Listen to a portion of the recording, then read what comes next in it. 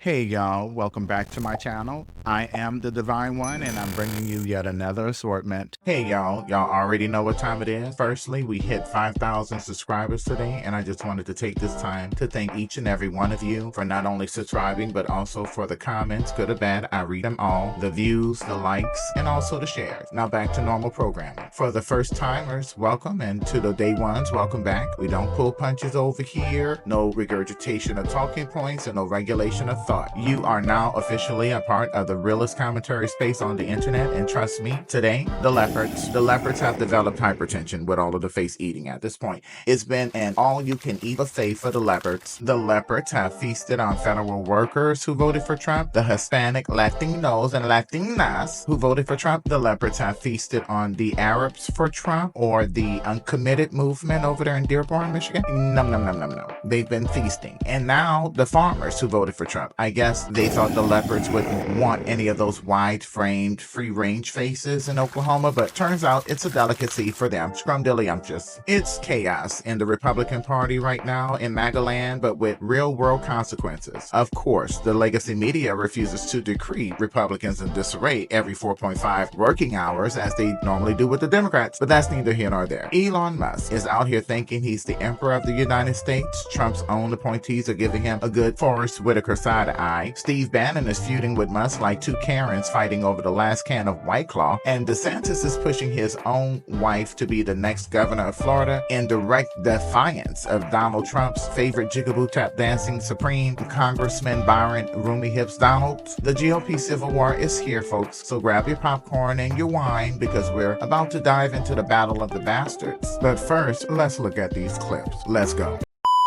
Now this right here, this is some real-life Game of Thrones Trailer Park Edition nonsense. Trump's new Secretary of Defense and FBI Director have basically told the Department of Government Efficiency, or DOGE, to eat a bag of dicks. Given how pronounced Elon's jawline is, I'm sure he can fit them all in at one time with no gag reflexes. The boy looked like he's been practicing, but I digress. They're refusing to play, along with Musk's latest attempt at turning the government into his own personal startup. By a show of hands, who else is shocked? Trump's whole hiring philosophy has been loyalty over competence, and nothing says loyalty like a $277 million check and other assistance to steal. I mean, to win a presidential election. If you were willing to kiss Donald Trump's sweaty cock ring and ignore the law, you have a job in the Trump administration. So the fact that these Trump-appointed officials are straight up defying him, and by him I mean Elon Musk, is giving backstabbing in the House of Lannister energy, or is it? So now the question is, does Trump even know what's happening? Is he finally setting some boundaries for Musk?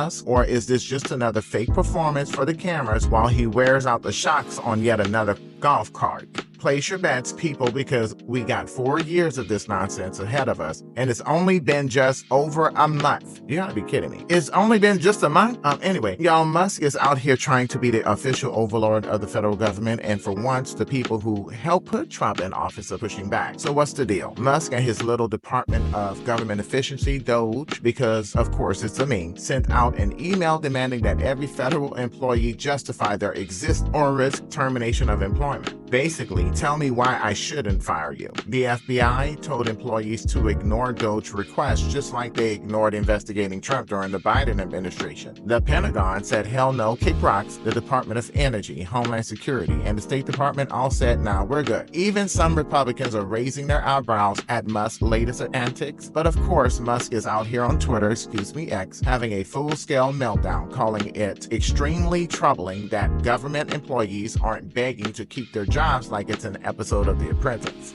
And don't expect any hearings in the Republican majority Congress and Senate, not just because Donald Trump amputated their balls during his first term, but now Elon Musk has already threatened primary challengers to those members. Trump needs this as leverage while he is priming the people with fanciful delusions of being crowned king. Crack is a hell of a drug. But here is the part that's really the chef's kiss delicious. Trump is still defending Musk. Trump is out here posting SpongeBob memes about federal employees crying about Musk. Now let me get this straight. You mean to tell me the same people who stormed the Capitol over imaginary voter fraud are perfectly fine with the billionaire firing thousands of federal workers with the meme? And worse, a lot of those former federal employees are begging for their jobs back on X or making TikToks, tearing out their hair with a dirge of lament, relenting their regrets for voting for Trump. Oh, what's that sound? Yeah, that's the leopard. The leopards are setting tables at the all-you-can-eat face buffet. As if this GOP clown show wasn't messing it up. Now we got Steve Bannon versus Elon Musk, the battle of the two conspiracy theorists fighting over who can be the biggest grifter in America. Bannon is out here calling Musk a globalist sellout, while Musk is firing back calling Bannon a washed-up has-been. Let's not forget, Bannon is the OG architect of Trumpism. The man practically created chapters in the alt-right playbook. And let's define alt-right really quick. It's the gateway for the creepy, crawly, white supremacist trailer park mayonnaise trash possums to come out of the sewers as alternatives to polished traditional white nationalists who don't lean into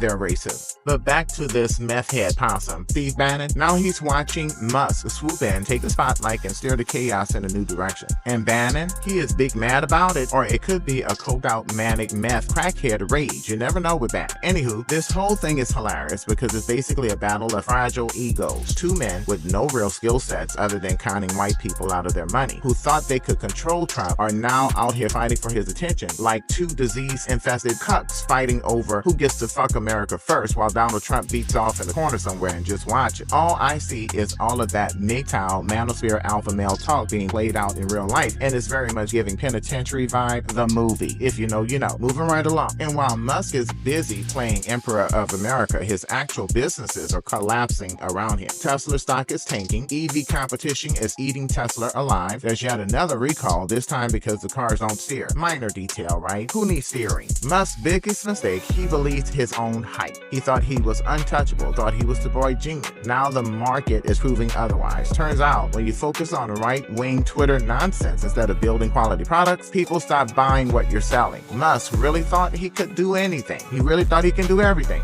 Run Tesla, SpaceX, Twitter, and now the federal government. Elon, let me say this part slowly for you, because we know you're special. You can barely keep one of these afloat. And as Elon's network decreases, so does his threat of primary challenges. And there goes Donald Trump's leverage over Congress. Now, over in Florida, we got a full-blown soap opera unfolding. Ron DeSantis, aka Trump's ex-bestie turned mortal enemy, has officially entered the chat, and he's backing his own wife, Casey DeSantis, for governor, whose resume is as thin as the kitten heels and lifts DeSantis uses to remain eye level with the coffee table. Yes, you heard that right. DeSantis is literally trying to turn Florida into a family dynasty. Meanwhile, Trump is backing Byron Donalds because nothing screams loyal Trump puppet like a black Republican who shells for MAGA every chance he gets. Where's the outrage from the nepotism police? Oh wait, nepotism only seems to be a problem when certain people benefit from it.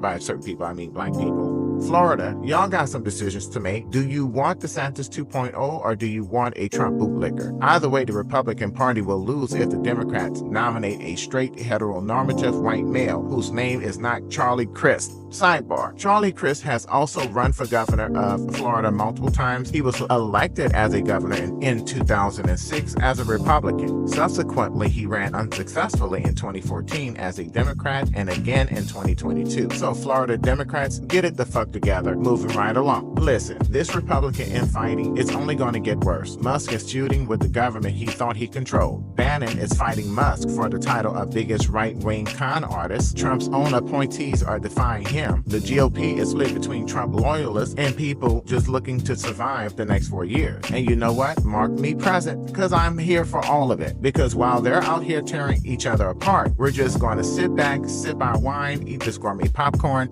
and watch the GOP battle of the bastards play out in real time. Pass the popcorn, fam. And where's my wine? Well, it looks like our time is up. I thank you for making the time to go through it to the end with me. Like, share, and subscribe, please, and thank you.